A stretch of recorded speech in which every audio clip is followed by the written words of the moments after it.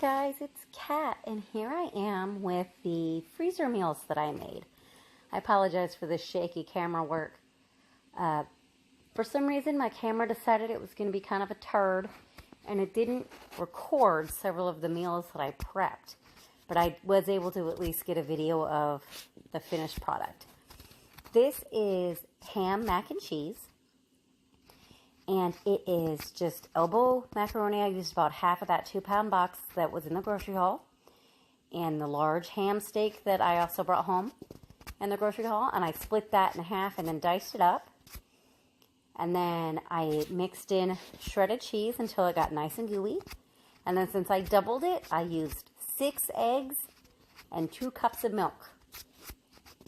And then I just sprayed, after I cleaned the metal trays, of course, I sprayed everything down, and then I put everything in. Once it cooled down, I wrapped it up. And beside it, you'll see 2 containers of tomato soup. This one is a recipe I believe I found from Jen Chapman, and I will make sure to link her channel. It is a recipe I believe she said that she modified from Paula Deen that was chicken and wine. I used chicken stock because I did not have wine. So I just did a whole can of cream of chicken soup and then 1/2 cup of the chicken stock.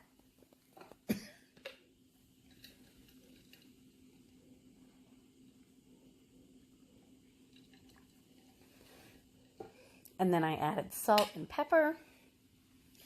Here's me trying to get the very last bit of pepper out of the shaker.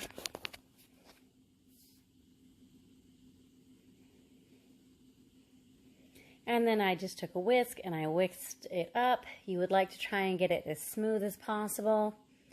It takes a little bit, but it's not too hard. I made a little bit of a mess, but what else is new, right?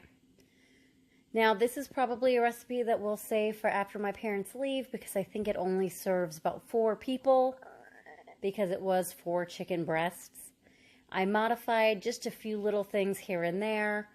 I do apologize for the state of my kitchen. I had a lot going on today. I was cooking several things all at once. It'll look better tomorrow. Your girl just doesn't have it in her to do anything else with it today, though.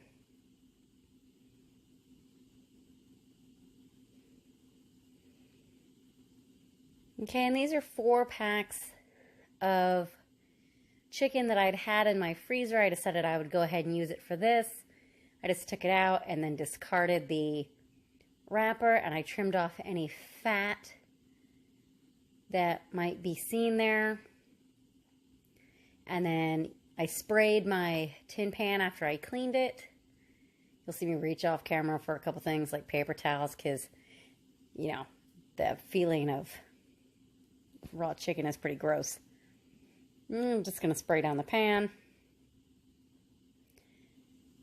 And then I put it in.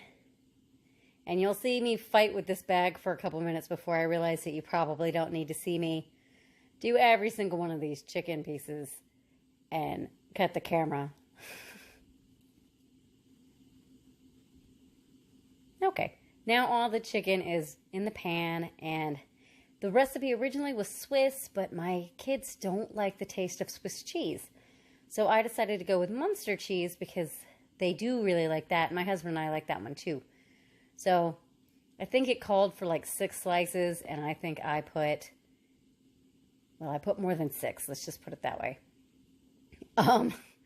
We really like cheese, so a lot of these recipes have more cheese than the recipe actually called for, just because I figured if I bought that big bag of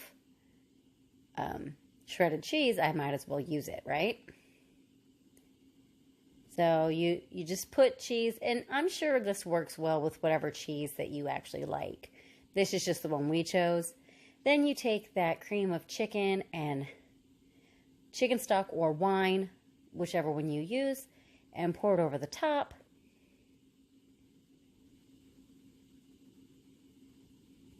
My son informed me around this time that it looked like baby food.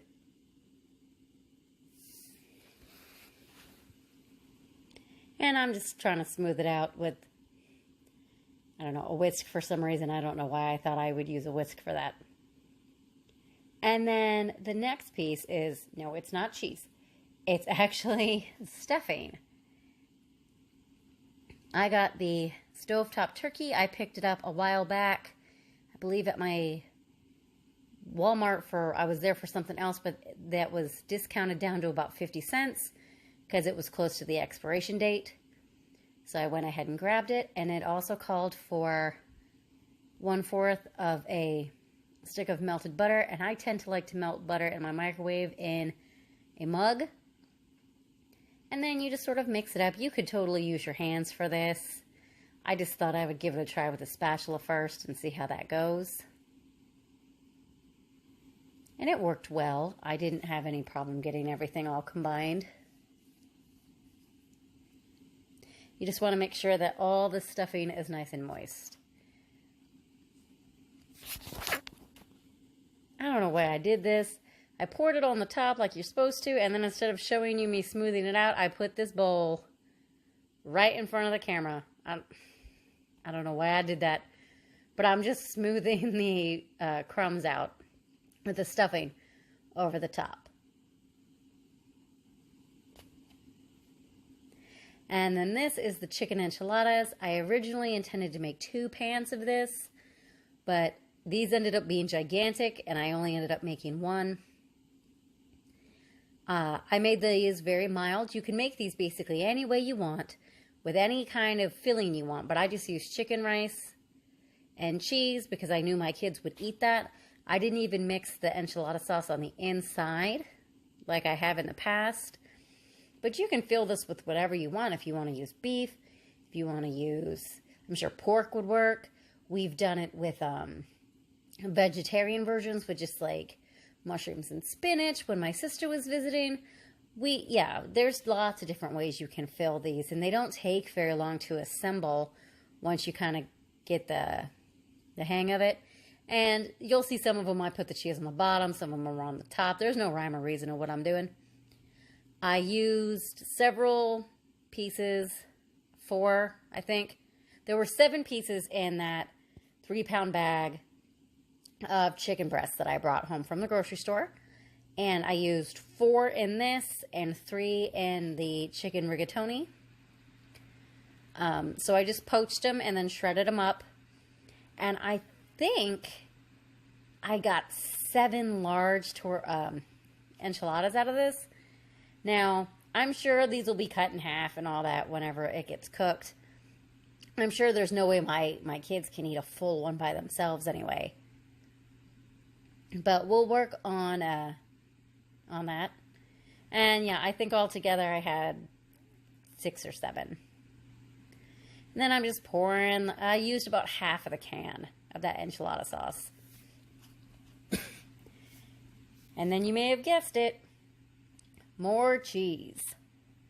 Because the cheesier the better.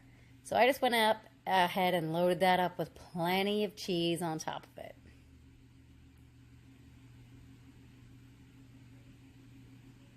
And I will make sure to link all these recipes in the description box. Alright, this is another one that didn't save the filming, but this is just, I've heard it referred to as Cowboy Pasta. It's just basically Velveeta shells and cheese, ground meat, and I threw in peas. This will be something that they will eat one night when I am still in the hospital because I do not eat ground meat. But everybody else in my family seems to like it, so I went ahead and made this for them.